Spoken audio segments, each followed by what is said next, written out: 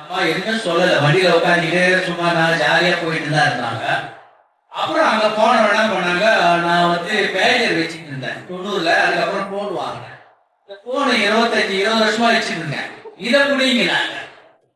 சரி இதுதான் இவங்க பிடிங்கிறாங்கல்ல, பரவாயில்லன்னு சொல்லிட்டு அந்த அம்மா தெலுங்குக்காரமா என்ன பண்ணாங்க, என் ஒய்ஃபோட வந்துட்டு என் ஒய்ஃபு பிடிக்கிறாங்க.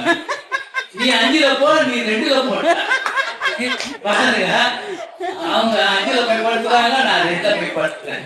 பிரிச்சுட்டாங்களா, போனே பிரிச்சுட்டாங்க, கொண்டாட்டியும் பிரிச்சுட்டாங்க. சரி அங்க போய் படுத்தமே.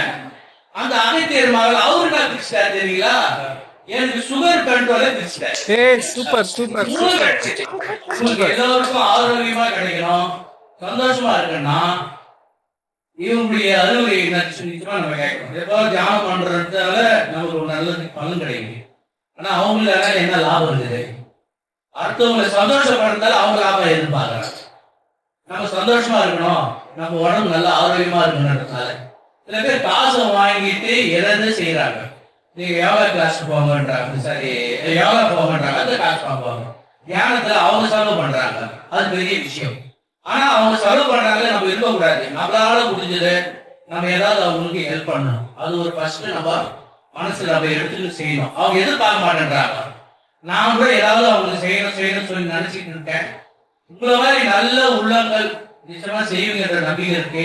அவங்க வந்து இடம் தராங்க, ஃபேன் போடுறாங்க, ஏசி தராங்க, நம்ம வரும்போது நம்மள வந்து ரொம்ப சந்தோஷப்படுத்துறாங்க. அதனால நம்ம அதே மாதிரி ஒரு கூட்டு குடும்பமா இருக்கிறோம். எந்த நேரத்துல எந்த பிரச்சனை வராம எதுவா இருந்தாலும் அவங்க கிட்ட பாவினா வந்து என்ன சொல்றாங்க, அண்ணிடுவாங்க. இந்தியில அவங்க நமக்கு அண்ணியார், அன்னையார்ன்றது அந்நியார். அன்னைக்கு அப்புறம் அந்நியார் தான் வந்து தன்னுடைய மச்சன் எல்லாம் சந்தோஷப்படுத்தி தாயை போல வைத்திருப்பாரு. நம்ம குடும்பத்துல ஒரு அந்நியாரா இருக்காங்க. இவங்களுக்கு வந்து நம்ம வந்து ஃபர்ஸ்ட் கரைய நம்முடைய சகோதரர் தம்பி அனில் அவர் வந்து சிறப்பா செஞ்சிருக்காரு. அவங்களாம் வந்து வேற ஃபேமிலியில எவ்வளவு வேலை இருக்குன்னா, நம்மளாம் வேலை இல்லாத நம்மளா வந்திருக்கோம், நமக்கு வேலை இருக்கு. ஆனா அவங்களுக்கு அதை விட வேலை அதிகமா இருக்கும். ஆனா இதை வந்து செய்யறாங்கன்னா பெரிய விஷயம். ஏன்னா ஒரு காலத்துல வள்ளலார் சொல்லாத நிறைய பேர் கேட்கல. ஆனா அதுக்கப்புறம் வள்ளலார் மறைஞ்சதுக்கு அப்புறம் இன்னைக்கு எந்த கேஸ்டா இருந்தாலும் சரி, எங்க போனாலும் நான் வள்ளலாருடைய பாரம்பரியம், நாங்க அவருடைய இடத்தை சேர்ந்தவங்க. ஆனா வள்ளலாருடைய பின்பற்றாங்க பாருங்க, ரொம்ப இதுவா இருக்கு. நாங்களும் செய்ய முடியல, ஆனா அவங்க நல்லா பண்றாங்க. இன்னைக்கு வந்து அவர் பண்றதுனால சில இடத்துல வந்து ஆடு கோழி எல்லாம் வெட்டது இல்லையா, வள்ளலாருடைய பாரம்பரியமா இருக்காங்க. திருச்சி ஏதோ ஒரு இடத்துல நான் பார்த்தேன், 100 வயசு 100 வயசு 120 110 வயசுல தான் வாழறாங்க. அங்க ஆடு வெட்டக்கூடாது, கோழி வெட்டக்கூடாது, காவல்துறைக்கு போல, கோர்ட்டுக்கு போல, குடும்பம் நல்லா சந்தோஷமா வாழறாங்க. அது வள்ளலாரை வச்சு பயன்படுத்துறாங்க.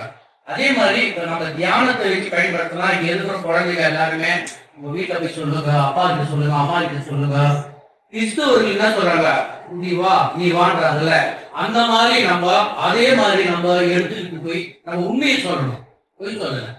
நம்ம பண்றதுனால நம்ம உடம்பு ஆரோக்கியமா இருக்கும், நல்ல வயசான புத்தி வலிக்காது, ஆரோக்கியமான சாப்பாடு கிடைக்கும், நல்ல உணவு கிடைக்கும், புத்தி கிடைக்கும். இப்ப நம்ம படிப்பு கிடைக்கும். டீச்சர் கிட்ட போனாக்க நம்ம அன்பா நடந்துக்கலாம். டீச்சர் வந்து அன்பாவே நடந்து மாட்டேங்கிறாங்க பசங்களாம். நான் படிக்கும்போது டீச்சர் பார்த்தா அங்க தான் எங்க பயந்துரும், அடிப்பாங்க. இப்ப டீச்சரை வந்து பசங்க அடிக்கணும், அந்த அளவுக்கு கேட்கணும். அதனால பசங்க எல்லாருமே வந்து இன்னும் நீங்க குழந்தைங்க எல்லாரும் இங்க இட்டு வரணும். இது ஒரு தியான கிளாஸ் மாதிரி நடத்த போறாங்க மேடம். அதனால ஒருத்தர் வந்து இப்ப கராட்டா கத்துக்கிறோம், உடம்பு வந்து அது குறிப்பிட்ட காலம் தான் முடியும். ஒரு பாக்ஸிங், நான் கூட பாக்ஸர், குறிப்பிட்ட காலம் தான் பாக்ஸிங் பண்ண முடியும். அப்புறம் ஏஜ் ஆயிடுச்சுன்னா பண்ண முடியாது. கொம்பு சுத்துவாங்க, ஒரு குறிப்பிட்ட காலம் தான் சுத்த முடியும். ஆனா தியானம் எந்த வயசாலும் செய்யலாம். அதாவது நீங்க ஓடுவாங்க பசங்க எல்லாரும் சேர்ந்து வீட்டுல எல்லாம் இந்த இடம் அடுத்த வாட்டி வரும்போது நிறைஞ்சிருக்கணும். அதே மாதிரி இதுக்கு ஒரு குழு மாதிரி போட்டு மேடம் இதுக்கு ஒரு நிதி மாதிரி வச்சு வரவங்களுக்கு யார் அது எப்படி ஒரு கூட்டு அவங்க காசுல கொடுக்காம நம்மளே பகிர்ந்துன்னு அது செய்யணும். அதுக்கு இவங்க வந்து எனக்கு அனுமதி தரணும். நன்றி, வணக்கம்.